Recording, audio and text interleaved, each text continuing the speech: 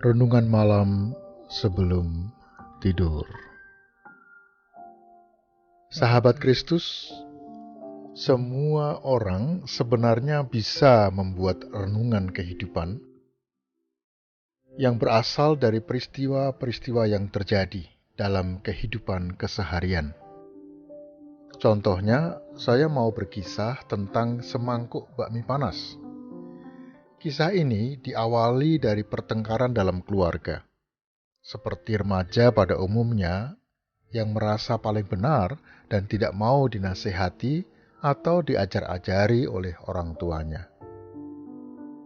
Peristiwa ini terjadi pada diri Devina yang suatu hari bertengkar dengan ibunya. Karena sangat marah, Devina segera lari keluar rumah tanpa membawa apapun. Setelah berjalan beberapa waktu lamanya, perutnya terasa perih dan saat itu ia baru menyadari sama sekali tidak membawa uang. Saat menyusuri jalan beringin yang berjarak sekitar 10 km dari rumahnya, Devina melewati sebuah kedai bakmi dan ia mencium harumnya aroma masakan. Ia ingin sekali memesan semangkuk bakmi, tetapi ia nggak punya uang. Pemilik kedai melihat Devina berdiri cukup lama di depan kedainya dan kelihatan kedinginan. Lalu ia berkata, "Nona, apakah engkau ingin memesan semangkuk bakmi?" "Ya, tapi aku tidak punya uang," jawab Devina dengan malu-malu. "Oh, nggak apa. Aku akan mentraktirmu ya," jawab si pemilik kedai. "Silahkan duduk, aku akan memasakkan bakmi untukmu." Tidak lama kemudian, pemilik kedai itu mengantarkan semangkuk bakmi panas yang harum baunya. Devina segera makan beberapa suap. Kemudian air matanya mulai berlinang. "Ada apa, Nona?" tanya si pemilik kedai. Enggak ada apa-apa, Pak. Aku hanya terharu," jawab Devina sambil mengusap air matanya. Dan kemudian dia berkata lagi kepada penjual bakmi itu, "Bahkan seorang yang baru kukenal pun memberi aku semangkok bakmi. Tapi ibuku sendiri setelah bertengkar denganku mengusirku dari rumah dan mengatakan kepadaku agar jangan kembali lagi ke rumah. Kau, Pak, seorang yang baru kukenal, tetapi begitu peduli denganku dibandingkan dengan ibu kandungku sendiri," katanya kepada pemilik kedai.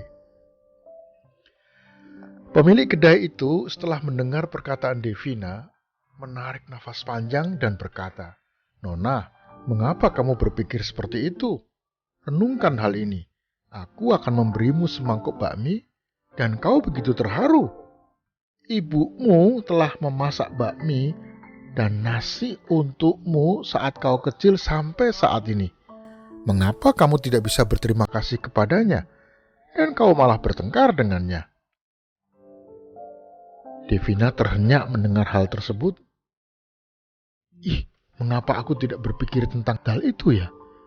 Untuk semangkuk bakmi dari orang yang baru kukenal, aku begitu berterima kasih. Tapi kepada ibuku yang memasak untukku selama bertahun-tahun, aku bahkan tidak memperlihatkan kepedulianku kepadanya. Dan hanya karena persoalan sepele, aku bertengkar dengannya. Devina segera menghabiskan bakminya, lalu ia menguatkan dirinya untuk segera pulang ke rumahnya. Saat berjalan ke rumah, ia memikirkan kata-kata yang harus diucapkan kepada ibunya. Begitu sampai di ambang pintu rumah, ia melihat ibunya dengan wajah letih dan cemas. Ketika bertemu dengan Devina, kalimat pertama yang keluar dari mulutnya adalah, "Devina, kamu sudah pulang? Cepat masuklah. Aku telah menyiapkan makan malam dan makanlah dahulu sebelum kamu tidur. Makanan akan menjadi dingin jika kamu tidak memakannya sekarang." Pada saat itu, Devina tidak dapat menahan tangisnya. Dan ia menangis di hadapan ibunya sambil memeluk ibunya. Sahabat Kristus, sekali waktu kita mungkin akan sangat berterima kasih kepada orang lain di sekitar kita untuk satu pertolongan kecil yang diberikan kepada kita. Tetapi kepada orang yang sangat dekat dengan kita, seperti keluarga, khususnya orang tua kita harus ingat bahwa kita berterima kasih kepada mereka seumur hidup kita. Seperti yang tertulis dalam kitab Ulangan pasal 5 ayat 16, hormatilah ayahmu dan ibumu, seperti yang diperintahkan kepadamu oleh Tuhan Allahmu, supaya lanjut umurmu dan baik keadaanmu di tanah yang diberikan Tuhan Allahmu kepadamu. Mari kita berdoa. Ya Tuhan, malam ini Engkau mengajarkan kepadaku untuk bersyukur karena Tuhan telah menempatkan orang-orang yang mendukungku selama ini, yaitu orang tuaku, saudara-saudaraku, asisten rumah tangga yang membantu keluarga kami, bahkan para tetangga yang selalu berbaik hati.